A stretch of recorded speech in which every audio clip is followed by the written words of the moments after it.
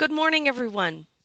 My name is Merle Massey. I am the coordinator for undergraduate research at the University of Saskatchewan. And this morning we have a seminar from Janel Ferguson, who is the survey design specialist at the University of Saskatchewan. The survey research manager and specialist at the Social Sciences Research Laboratories at the University of Saskatchewan. And Janel has graciously agreed to join us this morning to give us a bit of an overview on survey design. And with that, I'm going to disappear and turn it over to Janel. Okay. Just a little bit of background. I currently work in the survey lab at the University of Saskatchewan in the Social Sciences Research Labs. Our survey lab handles two types of surveys mostly. We do online surveys, which is what we'll focus on today because it's the vast majority of the surveys that you might encounter would be an online survey. We also do telephone surveys. So we call people all across Canada for various projects to ask them questions on a variety of topics.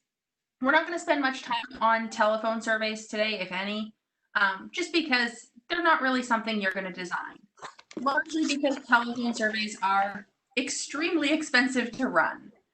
So we have to pay undergrads, usually, to actually do all that calling. So we're going to focus on online surveys for our purposes today. The same principles apply to paper-based surveys, and I'll talk a little bit about why we encourage online surveys when they're possible for the population you're interested in. Please feel free to interrupt me with questions at any time. We'll sort of take it as we go through here. Okay. So before we even start, you've all done surveys before. Everyone, I'm sure, has filled out a survey and looked at the questions and said, I don't even know how to answer this. Something wrong with this question. So let's start off by seeing if we can fix some bad survey questions. And these are bad survey questions. Okay, first question. Climate change is a problem for my neighborhood and our country. Then they've got strongly agree to strongly disagree. Anybody have an idea as to what's wrong with this question?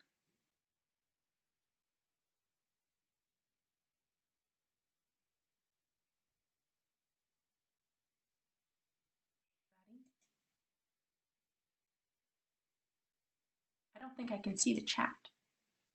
Yeah, so it asks two different areas at once. So it asks about your neighborhood and your country. And it's possible that someone might have a different answer for those two areas. So they might think that, my neighborhood's actually fine, but it is a big problem for our country, or the opposite. Okay. Climate change prevention initiatives have largely failed. To what extent do you agree that politicians are not doing enough to address climate change?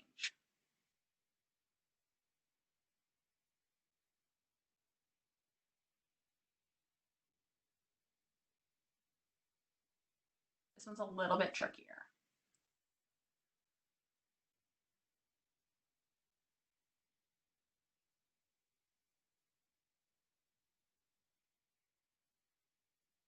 Even any guesses? Yeah, so it starts with an assumption and a statement sort of presented as fact that might change someone's answer. There's something else as well. That's a pretty subtle one that a lot of people might not pick up. Even experienced survey researchers do this. The other problem is that you've got a negative in here. So it's much harder for people to rate statements that include a negative than a positive. So to improve this, I would just say, to what extent would you agree that politicians are doing enough to address climate change?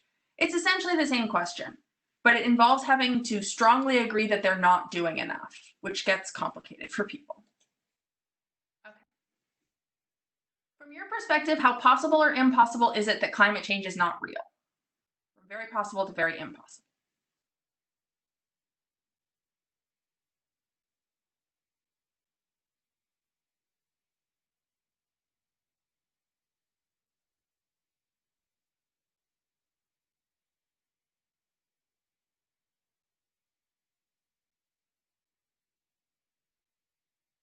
It's a similar problem that we had with an earlier question. It's asking you to answer how possible or impossible, and then rate that. And you should just keep this simple. Ask one. You don't need to ask both. Okay, that one's similar again. Where do you get most of your climate change information? There are a number of problems with this question.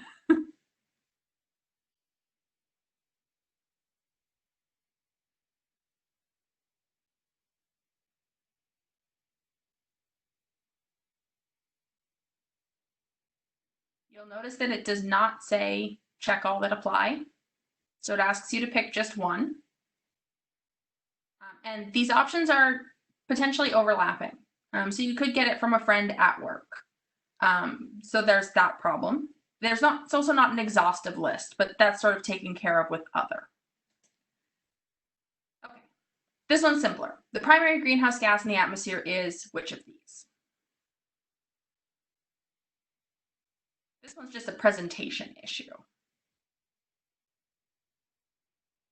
So we have some inconsistent formatting, and I'm sure that when you're doing multiple choice tests, you've sort of picked up on this with certain instructors, that the actual answer is always the one that's the best written.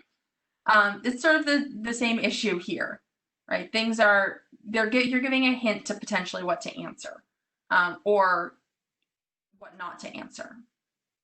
Okay, I'm going to skip these ones. We'll come back to them later. So a little bit of an introduction to surveys. When we talk about surveys, we're talking about the collection of data through the use of a questionnaire. So it's a structured method of data collection. And we could be talking about online, paper, or phone surveys. For advantages, surveys tend to be cheap, particularly particularly online surveys. Phone surveys are expensive. Paper surveys are cheap to produce, but you end up spending a lot of money on the data entry if you're paying people to do that. You can get quite a broad range of questions in a survey, so you can ask about a whole bunch of different things in a fairly short amount of time. They're flexible, especially if you're dealing with an online survey, less so with a paper survey. We can route people through the survey where, if I ask if you live in an urban environment or a rural environment, I can then filter the next set of questions based on your answer to that, which is helpful. They're reliable, they're quick to do, and they're easy to scale. So it doesn't really matter if you get 10 people to do your survey or 10,000 with an online survey. It doesn't take you any more effort to do that. Some disadvantages, breadth over depth. You don't get much depth to people's answers. They're just sort of ticking boxes, clicking buttons. People can be dishonest. It's definitely a possibility. We'll talk about some of the things that provoke that dishonesty in people. You can have interpretation issues where you think your question is very clear, but different people interpret it in different ways. You have the issue of skipped questions. So do you allow people to skip questions in your online survey or not? And what are the implications for that? There can be some accessibility issues. So for people with particular disabilities, especially online survey software is not always easy to use. Not all platforms work well with screen readers. Not all platforms scale well so that people can increase the size of the text if they need to. Some of them don't have enough contrast for some people. And lastly, survey fatigue. We get a lot of surveys. And so getting people to actually do them can be difficult. Any questions on these?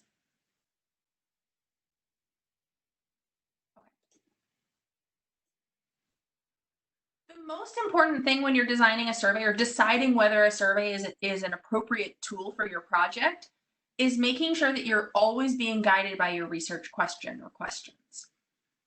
For a lot of questions, a survey is an appropriate method of data collection, but sometimes it just isn't.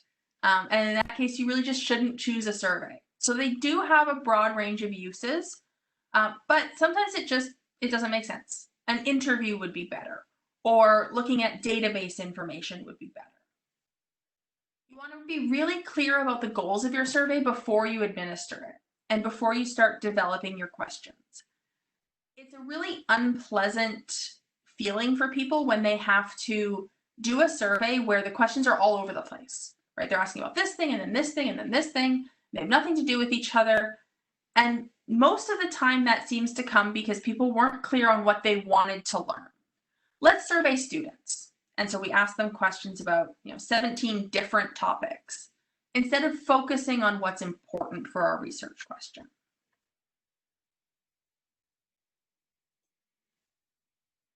When we talk about survey design, we're really talking about the science of asking questions. In the social sciences, there's been a huge amount of research on how to ask questions to get people to answer most honestly and to not speed through the survey or skip questions.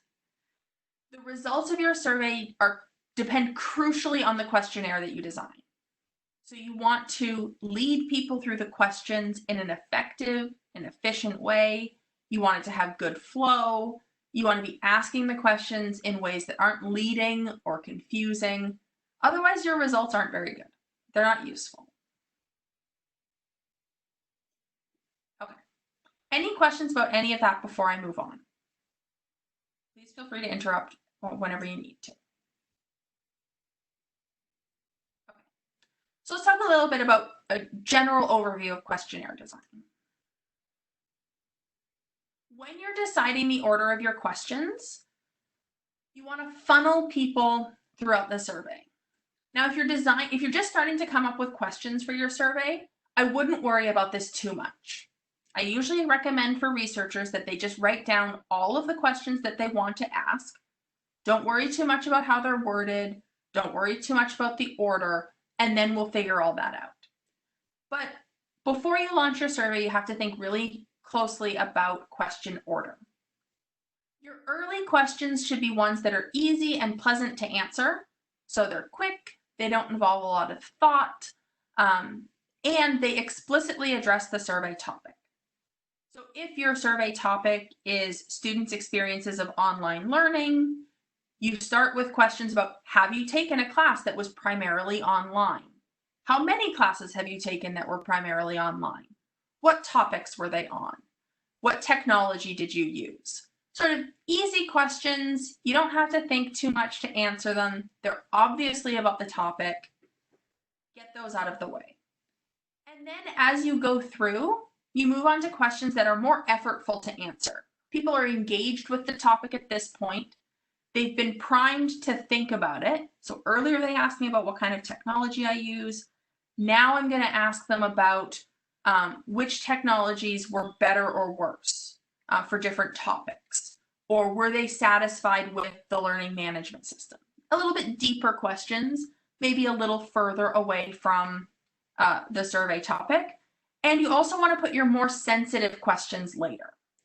So if you're asking for demographic information that would help you determine whether certain student groups are having more or less difficulty with online learning, you can include those later.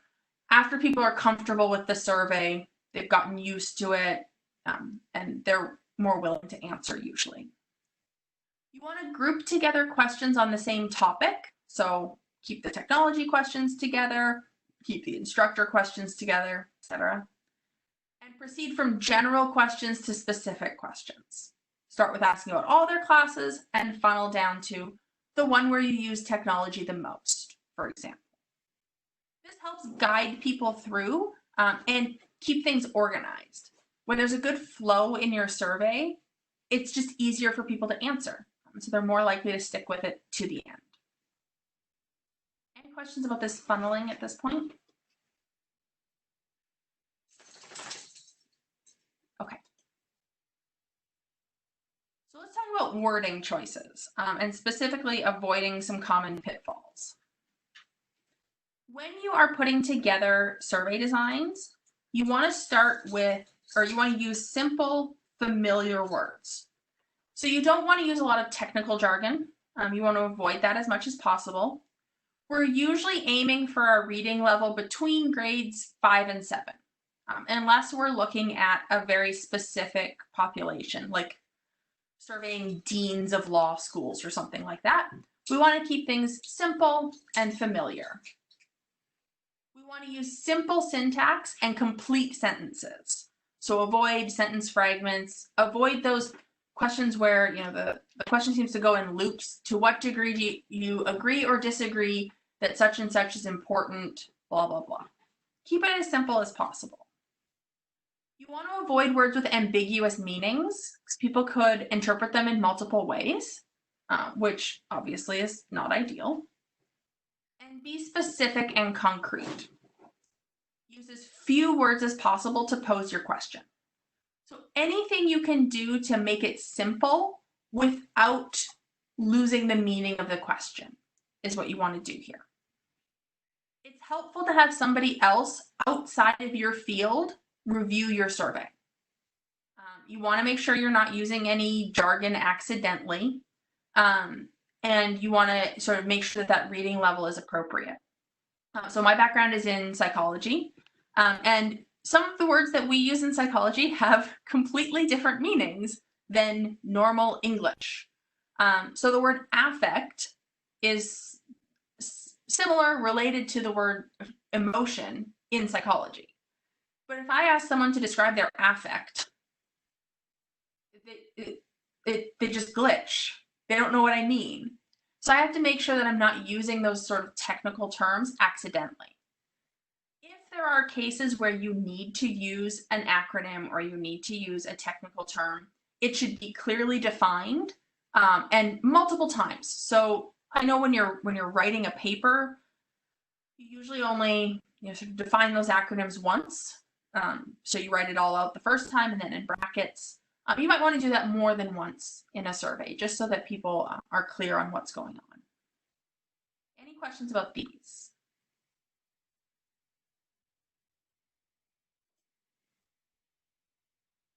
Response options should be both exhaustive and mutually exclusive. So what I mean by this is that when you're given the response options, how often do you read the news online?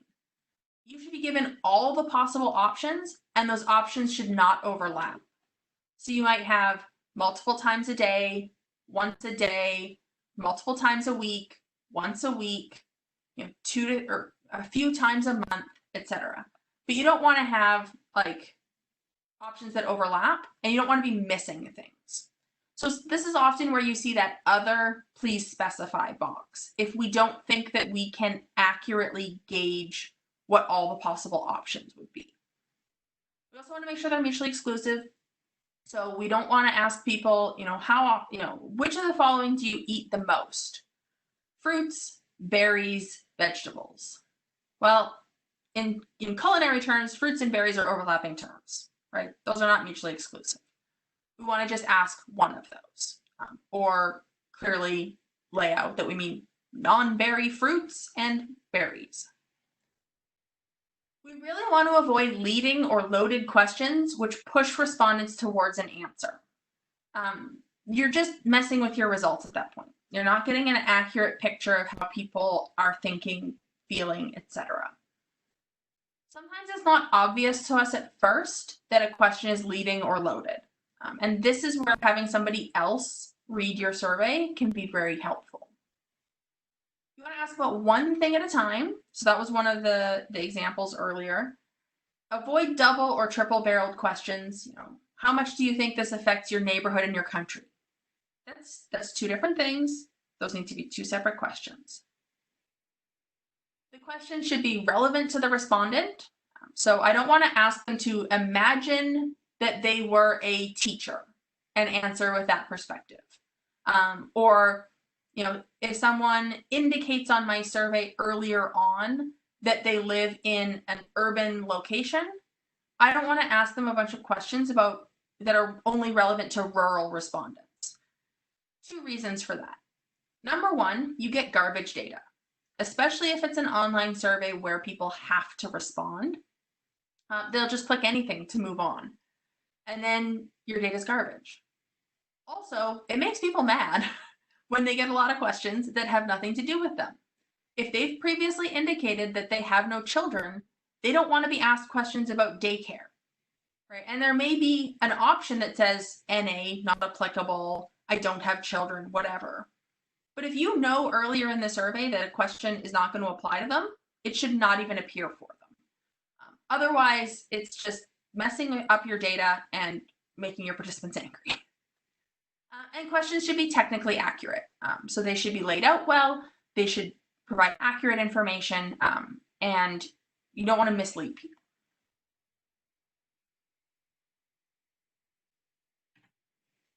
Okay. So here's an example of a bad question. What is your primary form of transportation? What is wrong with this question?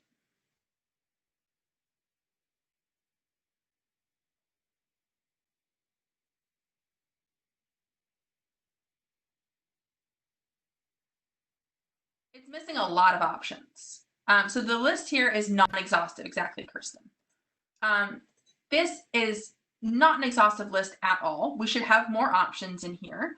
So we have automobile, we have public transport, we have walking. We're missing bicycle, we're missing ride sharing, taxis, etc. So we want to come up with all the options we can think of. And then in this case where it's not going to probably be an exhaustive list, who knows? Maybe somebody rollerblades everywhere. I don't know. We want to have an other option. Other, please specify. You want to have your list as exhaustive as possible. So I don't want to just put other here, because then all those people who primarily rely on bikes are going to put in bike. And that makes my analysis really tricky, because now I have 40 people who said bicycle. If I had just had a bike option, it would have come pre-coded. I wouldn't have had to deal with that. Okay, questions should match the response task. What this means is that if I'm asking a question about how much someone likes something, they should be rating it on a scale of liking. If I'm asking how much you agree, they should be rating on a scale of agreement. So to what extent do you agree or disagree that the workshop provided useful information? We see this kind of question a lot. It's not terrible, but it's not as good as it could be. So I'm now agreeing or disagreeing that the workshop provided useful information. This one is actually not too complicated, but sometimes these get really wordy and confusing for people. A better way to ask this question is, how useful do you think the information is? Rate it from very useful to not at all useful. If you've ever been doing a survey and you get to the response options and you have to go back and ask yourself what the question was, that suggests that the question doesn't match the response task. The better option here is very easy for people to answer. They're not going to have an issue with that. We also want to keep our labels consistent. So if I'm asking, how useful was the workshop? Not worth my time, interesting, could have been better, excellent, terrific. What? It could be interesting and also could have been better. So, they're not mutually exclusive here. But there's also no order to these. There's no consistency. The better option keeps things consistent. And sometimes it's difficult to come up with these lists. The good news is that if you search for question options, Likert scale options, Likert, you'll find whole PDFs from various universities that give you suggestions on how to ask these types of scale questions. So you don't need to come up with these from scratch every time. Okay, let's talk a bit about types of questions. Questions are broadly grouped into open-ended questions and closed-ended questions. In an open-ended question, you answer in your own words. So any box that you type text into is an open-ended question. You have to code the responses at some point to deal with analyzing them.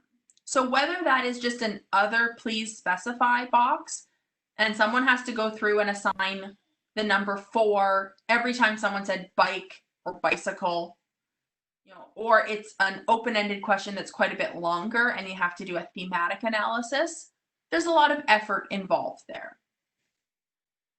In an open-ended question, we can measure quantities like age with no need for a coding system. So if I ask age in a closed-ended question, I'll usually ask it with ranges, 18 to 24, 25 to 34, etc. Because otherwise, if I give all of the possible options, it's horrible for people to answer. So I'll usually ask that as an open-ended question. Then I don't need to have it broken down to categories, and I have more fine-grained information to work from. If you collect the fine-grained information, what year were you born or how old are you, you can always categorize it later, but you can't go backwards. If you asked if someone's 18 to 24, you can't then later decide if they're 19 or 23. Can't do that. If you're using an open-ended question, you might be using it for pilot testing to determine the response options for closed questions. So I might ask, I do my survey with 10 people to start, and I ask, what's your primary mode of transportation? And it's an open-ended question. And then I take the top 5 or top 7 or all of the ones that were mentioned and put them as closed-ended options in my main survey to try and make sure that I'm capturing the full range of possible responses. Open-ended questions can provide more reliable and valid results for knowledge-based questions, so asking people to answer a factual question, but they're also more likely to get you don't know answers for those questions. People are type don't know or NA or all sorts of things. And they can add some richness to the results, especially at the end of a survey if you're asking if there's anything else someone wants to mention. They're more labor intensive for you as the researcher to deal with, and they're more labor intensive for the participant to answer. Closed-ended questions involve selecting an answer from a set of choices. They're a lot less work to code. You do that all up front. You can always include an other open-ended response box in case the options are not comprehensive. They are susceptible to respondents guessing on knowledge-based questions. I'm sure we've all done that before. Right? You're not really sure, so you'll just guess. Any questions about this open-ended, closed-ended distinction before we move on?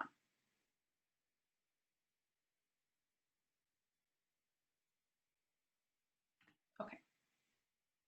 So when we're talking about open-ended questions, there are a number of ways to make your responses easier to deal with and to make it easier for the participants to answer. So if you are asking for a numerical answer, ask for the specific unit desired in the question stem. So here you see if someone's asking for something in weight, they are in the question be, how many pounds of apples did you buy last week? And then with the answer space, it says pounds to make it clear to people. Otherwise, people will honestly type, some people will answer in kilos, some people will answer in grams, some people will just put 4 and you'll have no idea what they mean. And you want to provide answer spaces that are appropriately sized for the response task. I'm not providing a huge box here because I want a number. If you're using an online survey, most survey platforms will allow you to restrict this field to numbers only. And that's important. It helps people answer in a way that provides you with useful data. I dealt with a survey last year that was asking questions, survey data set that the researchers had done the survey on their own and then sent it off to us and to do the analysis. And one of the questions they had asked was, how many years have you been working in your current occupation? And so you would hope that people would write a single number in this box. But lots of people put a range, put 18 to 20. Some people put things like, since I was a little kid. And that's impossible to analyze. So by restricting the field and guiding them with the unit labels, you help get yourself more useful data and help them answer the question. If you're asking for a list of things, you want to design your answer spaces to support that. So please list the first 3 cars that you owned. And here it's car 1, car 2, car 3. It's not just one big open box. if you give one big open box, you're going to have trouble dealing with that data at the end. People are going to write all sorts of things in there. Some people are going to write 4 cars. Some people are going to write all sorts of things. So you're guiding them to what kinds of things you want them to write in this box.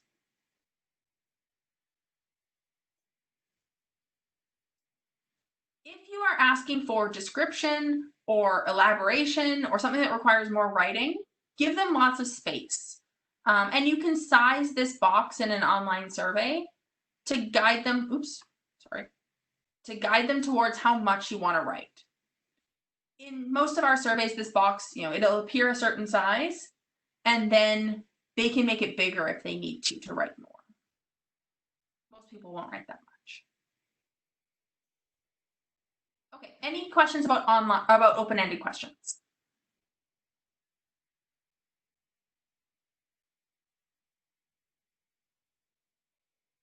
Are they better than closed-ended questions?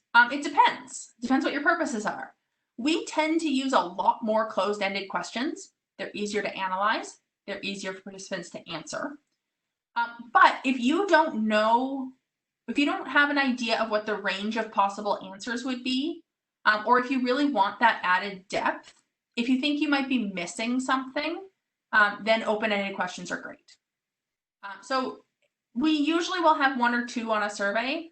It's rare to see a survey with lots of open-ended questions. You want to reserve them for where you really need that depth, or you really have no idea what the possible things people might want to respond with are. Okay, closed-ended questions. The guidelines for closed-ended questions differ somewhat based on what kinds of things you're asking, but I'm going to stick to more general recommendations at this point. So if you are asking a question and you're concerned about order effects, so people might just check the first 2, or might always pick the first one or something like that, most online survey platforms will allow you the option to randomize the response options. You should only do this if there's not a logical order to the responses. So if you are asking people to rate something from strongly agree to strongly disagree, do not randomize those options. If you're asking them what their favorite color is, randomize. So if there's a logical order to the response options, do not mess with that. But if there's not, you might want to randomize just to make sure that people are seeing them in different orders. Where possible, use forced choice questions, so yes, no, or a rating scale, instead of check all that apply questions. You may have some check all that apply questions. They're not bad. They're just harder for people to answer and harder for you to analyze. And consider using differently shaped answer spaces to help people distinguish between single and multiple answer questions. So the convention that the vast majority of surveys use is that if you see a circle, you can choose one of these options, like a multiple choice test, right? You can only choose one. If you see a square, you can check all that apply. And you should say in the question stem, check all that apply or select all that apply so that people know that. But most people, whether it's conscious or not, will recognize that squares mean check all that apply and circles mean pick one. Why is that the convention? Don't know. It just is. If you're asking for responses on something that has a natural order to the response options, you want to provide scales that approximate the actual distribution of that characteristic in the population. What does that mean? If I'm asking about age, I want to make sure that let's say I'm asking it in categories, right? 18 to 24, 25 to 34, etc., all the way up. I want to make sure that I'm capturing that whole range. And I want to get it fairly fine-grained, but not so fine-grained that there's 100 options. So I'm not going to stop at 50 and say 50 plus. Right? I want more fine-grained detail than that. You want to provide balanced scales where the categories are relatively equal distance apart conceptually. So strongly agree, somewhat agree, neither agree nor disagree, etc.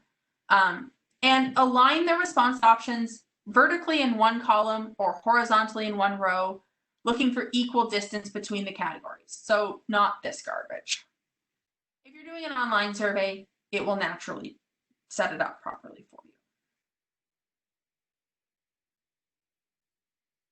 You want when you're thinking about the number of points on a rating scale, so do I want them to have 5 options or 7 options or 20 options? There's a lot of considerations. The fewer options you have, the less detail you have in your data. And you can't get more detail after the fact. You can always collapse categories, but you can't divide ones that you've already created. So you want points that cover the entire measurement continuum. So if you're going from disagree to agree, you want to go from strongly disagree to strongly agree. You don't want to go from disagree to strongly agree. The points need to appear ordinal and with no overlap. So that needs to be in obvious order, and you don't want them to overlap. So sometimes we run into issues here where people use like somewhat disagree and slightly disagree. And those are really tricky for participants to distinguish between. Which one of those is more? Is somewhat or slightly more of a disagreement? You want the interpretations of the meanings of each scale point to be consistent amongst participants, and for you to have an insight into how they're interpreting those. And so that's why I suggest searching for Likert scale options that have been used before. Sometimes they're very hard to make up yourself. So look and see what other people have done, see if their options make sense.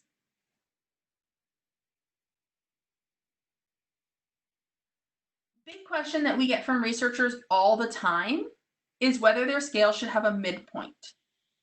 So should there be a neutral point on your scale? A neutral point on your scale gives you a higher chance of what we call satisficing. So satisficing behaviors are where people just sort of do enough to get by. They don't put a lot of thought into it. They just click.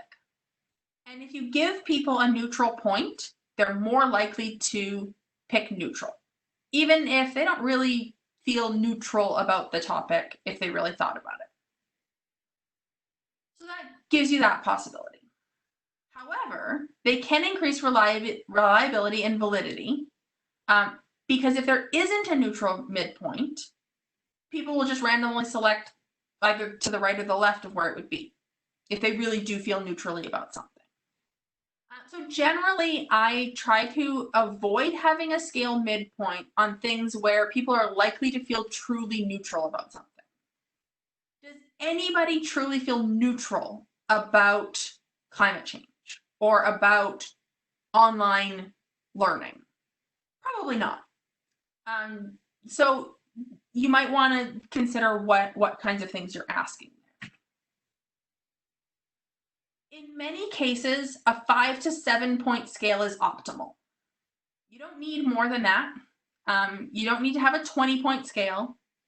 And fewer than that really doesn't give people enough, it doesn't give you enough variation in your data, right? It makes people collapse across those categories too early. If you're talking about a unipolar scale, so it goes from poor to excellent, you're just rating on one dimension, 5 is pretty good. If you're going from one extreme to another, then 7 is good. So you don't need a huge number of points. 5 or 7 is good.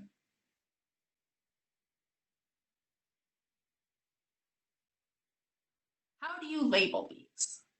So you increase reliability and participant satisfaction when all the points on a scale are labeled. So when you have it labeled from strongly agree to strongly disagree, and every point on that scale is labeled.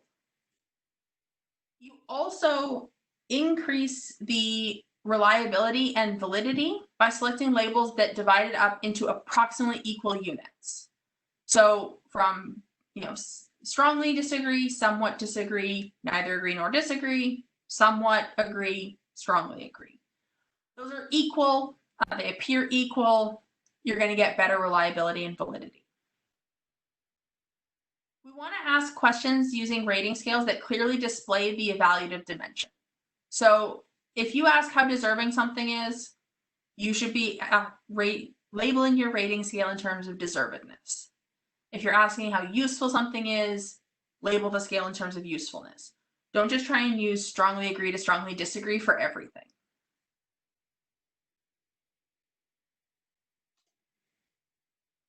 So this line up the top is not great. Sometimes it's the best we can do, from definitely won't to definitely will, but then like what are 2 and 3? Like, where are those on the scale? The bottom option is better. Definitely won't to definitely will, but now you have a better idea of what those 2 middle ones are. We typically don't display our label or our rating scales in this horizontal fashion, because if people are doing a survey on their phone, these don't show up well. And a lot of people now do online surveys on their phones. So you want to check to make sure that the rating scale you're using shows up well. We usually show these vertically, so that it's easier for people to see them on a phone screen. We want to use balanced scales. So this one on the left isn't super balanced. Like, what is the middle point is not neutral. So there's 2 sort of below neutral options, and there's 3 above neutral options. Not a great scale. Better option on the right clearly labels that by fair they mean sort of neutral. I prefer to see this say neutral, but it's a better option.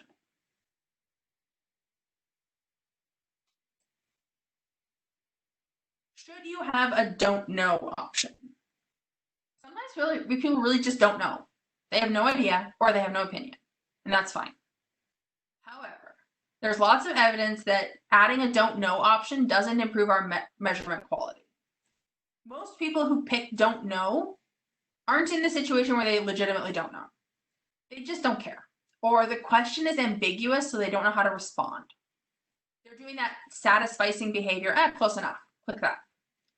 Or they're intimidated or self-protecting.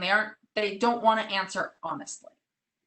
It's worth giving people, or it's worth pressing people to respond. When we do telephone surveys, the option to say don't know is always there.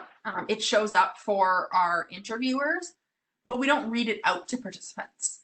We only click it if after reading the other options, they really say they don't know.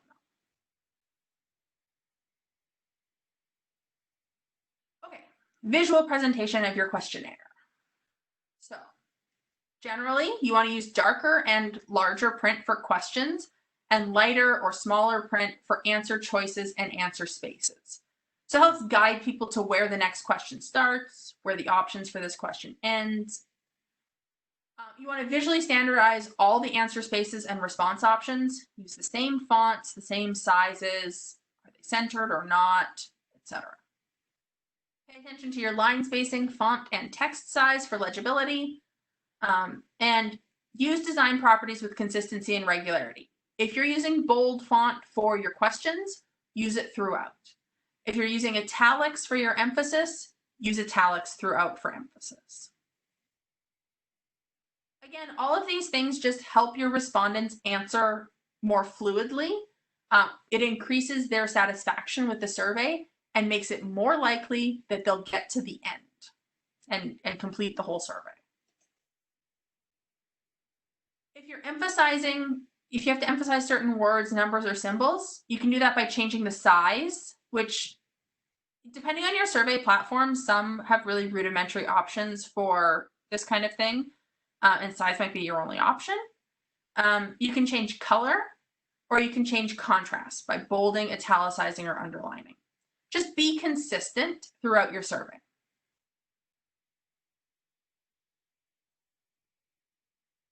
Sometimes you have specific instructions or you need clarifying text. So these happen in the question body. So you can see here, which of the following issues do you feel are most important? So most is emphasized. And then there's instructions. So please select up to 2 and rank them in order from most to least important by clicking and dragging them into the box below. So this is a more a more sophisticated type of question. And giving those instructions in a different font makes it clear that they aren't the question. They're something else. They're the instructions in this case. Okay. Do we have any questions about survey design?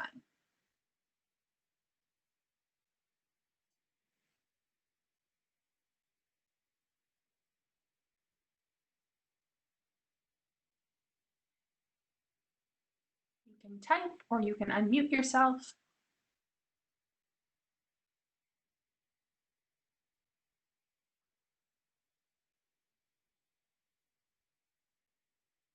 What happens if a question is poorly written?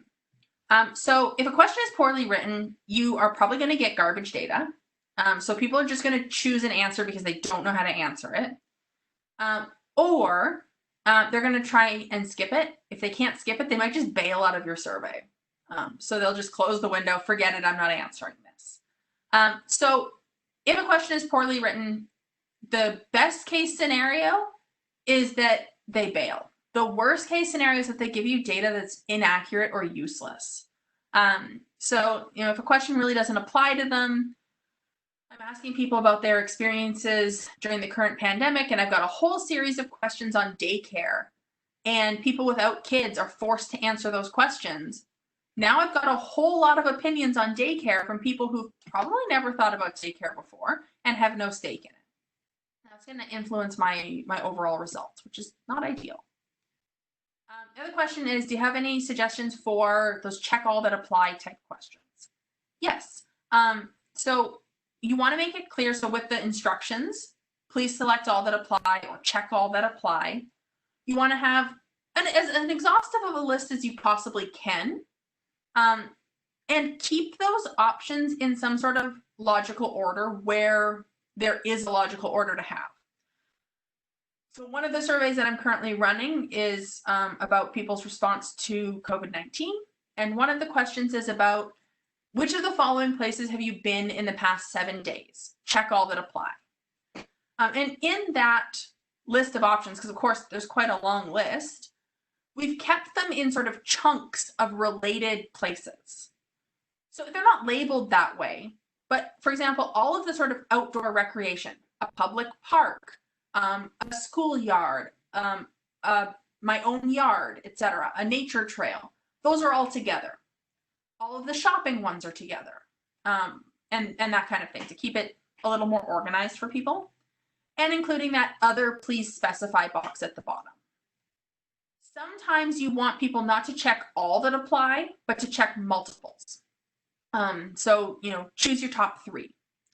Most survey software will allow you to make it so that they can only pick 3. If you have a none of the above option, most survey software will allow you to make that box exclusive, meaning if they check none of the above, they can't check any of the above. And so that just makes it so that you don't get weird situations in your data where someone says they've been to a public park, a shopping mall, and none of the above. What is that? How do I interpret that person's data? So you want to use those field restrictions appropriately so that you get what you're looking for in terms of responses. Not in terms of the content of the responses, but the structure. For Merle, what is skip logic?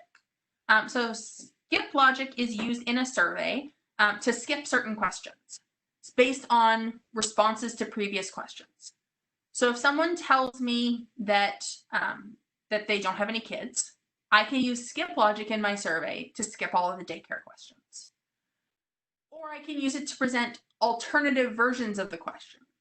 So one of our current surveys asks, if you were to vote in a federal election today, which party would you vote for? If a person has previously indicated in the survey that they live in Quebec, they see Bloc Québécois as one of the options. If they have indicated that they do not live in Quebec, it doesn't show up because it's not possible for them to vote that way. So we use it to guide through the survey to people having only the questions that apply to them, to skip certain questions that don't apply to them.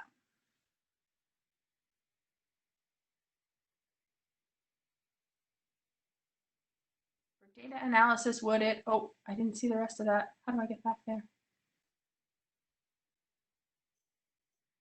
I can read it for you. Oh, I also have perfect. another question related to survey questions and the data analysis process.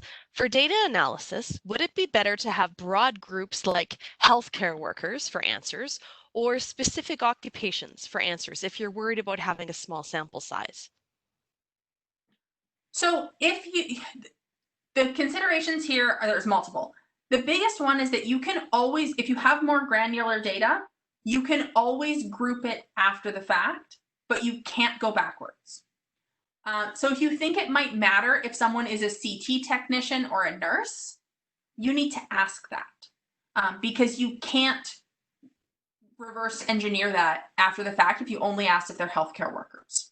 And also with the healthcare workers category, I mean, people have different borders for where they consider themselves a healthcare worker. So my sister is a geriatric social worker. Is she a healthcare worker? According to some people, yes. According to some people, no. And so if you have more granular data, you can always categorize it after the fact. That's different in terms of reporting. So you might collect all of that data, but you might not report it in those categories. So on all of our surveys, when we ask about gender, we ask if, please select the gender that you identify with. We usually ask male, female, and then the third option is non-binary / third gender / other. And we've developed that wording in partnership with various organizations in the city. But when you see us report the data, if we break it down by, let's say I have data collected for gender and occupation, and I might report that, female nurses from 18 to 24 say this, male nurses from 18 to 24 say this, and I might have data from one person who picked that third gender category, who's 18 to 24 and a nurse at RUH. I'm not going to put that in when I report gender because that's potentially very identifying. So that person would be included in the overall analyses, but we probably wouldn't report that category just because it's potentially identifying. Usually we would not report those categories where the cell size, so the number of people in that very specific group, is fewer than either 3 or 5, depending on the population. Otherwise, it's very obvious what they said in many cases. Sahar says, thank you. The University of Saskatchewan has a subscription, or whatever we might call it, to SurveyMonkey, but there are also other platforms out there that people can use to create surveys. Do you want to spend a little bit of time talking about how to choose a good platform? Sure. So there are a number of considerations when you're choosing your platform. The first one is obviously cost. You're lucky to have a subscription to SurveyMonkey, which makes it free for you, which means that a lot of people just choose it by default. We don't use SurveyMonkey in the SSRL. It doesn't have the level of sophistication that we need for a lot of our surveys. We use a different platform called Voxgo, which is very expensive and you probably won't have access to. But when you're considering the type of platform that you're going to use, one of the big considerations is where it's hosted and where that data is hosted. So because of the way that privacy laws work in Canada and the US, in many cases, if you're using, let's say, Google Forms, your data is passing through US servers. And depending on the sensitivity of your data, that may not be ideal because that's potentially making that data available to the US government. So in my grad school program, in my lab, one of the women was working on studies looking at marijuana use and memory. And so she was very cautious to make sure that none of her data passed through US servers because of various laws and students might have data exposed that might be sensitive. And so that's one of the considerations. And you'll see that when you apply for approval from the ethics board, that one of the questions they have is where data is going to be hosted. So that's something to consider. Once you've cleared that hurdle, though, it's really about whether the platform has enough options in terms of programming for you, if you're using anything sort of more sophisticated, and whether or not it scales for mobile devices. So it's more and more common that people do surveys on their phone. Like they get the link through their email, they click it right away, they start doing it. If the platform does not nicely scale for mobile devices automatically, sometimes that experience is really garbage. And so then they just don't do your survey. So you want to check on that. Next, I would consider how the data is exported. So I don't know what kind of tools you guys are using for data analysis. A lot of people will use Excel. Excel is fine, there's nothing wrong with it. But you want to look at how the data is going to be exported and how easy it's going to be for you to work with. So when I export data into Excel, let's say I had the options for gender, and it's coded as male equals 1, female equals 2, non-binary third gender other equals 3. When I pull that data off into Excel, I get a column that just says 1, 2, 3. And I have to remember or know or look up what those values mean. Not so hard when you only have 3 options, and if you use the same coding for every survey that you do, but it gets tricky if you're doing if you have a lot of options. If you're able to export and do your analysis into like SPSS, oftentimes it'll export the labels with it, so that when you do the analysis, it shows up as 47 men, 53 women, 2 other non-binary third gender. And that makes it a lot easier for you to do your work after the fact, if you're familiar with SPSS. So looking at how that data is going to be exported is useful as well, especially if it's a big survey. But I think probably the main one for people is going to be cost.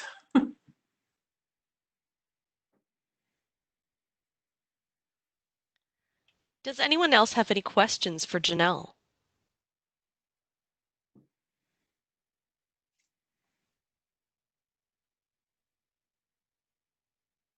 9 o'clock in the morning, it's a quiet group. By 11, they're Can we send you more questions through email if we have any? Yeah, no problem. You can send them my way. I don't know if I can get to the chat. How if you see where it says chat, then that'll work. Janel, question for you: how often does SSRL receive a survey, just to kind of an invitation to provide feedback on a survey before someone launches a survey, let's say through SurveyMonkey or something like that? Are there places on campus where someone who's created a survey can send it to have some feedback on their survey? We do to some extent. If it's quick, we can take a quick look at it. Generally speaking, if it's going to be like a serious amount of revision and etc., then there's generally fees for that kind of service. But if you just need a quick look at something, then that's fine. How many experts do you think we have across the University of Saskatchewan who use surveys quite a lot and are good at them? Aside from SSRL, clearly you guys are. Yeah, so we work with a lot of researchers across campus to develop their surveys. A lot of them send us surveys that are really high quality. They just need a platform to distribute them or assistance with sample. So sometimes I guess one thing that I didn't talk about is how you distribute your survey. And so sometimes people need to basically purchase a sample from a company to send it to. And so we can help with that. But there's various sort of people across campus that use a lot of survey research, a lot of them in social sciences, but we're starting to see more and more surveys in medical fields and adjacent medical fields, public health, epidemiology, etc., because we can get a lot of detail out of people with a survey.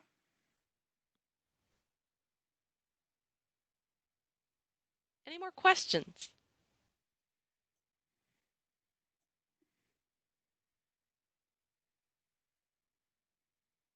Well, thank you, Janelle, very much for being with us this morning. I have developed and delivered a few surveys. I'm not particularly great at them. I was taking notes frantically this morning, learning quite a few things to keep in mind as next time that I do something like this, or I'm involved in something like this. And yeah, it's really interesting to think about the science and the technicalities behind creating a survey. It's not as easy as what people sometimes think. It's not, and it's very easy to put together a bad survey. um, it's much harder to put together a good survey. And so I'm just actually putting in the chat window a link to a document from Iowa State University that gives some of those Likert scale options. That's fantastic. I'll make sure that I send that around in the email list for everyone as well, and so that you all have a chance to take a look at that as you go off and develop your surveys. And Janelle, thank you very much for being with us this morning. No problem. Thank you. Take care. Bye-bye.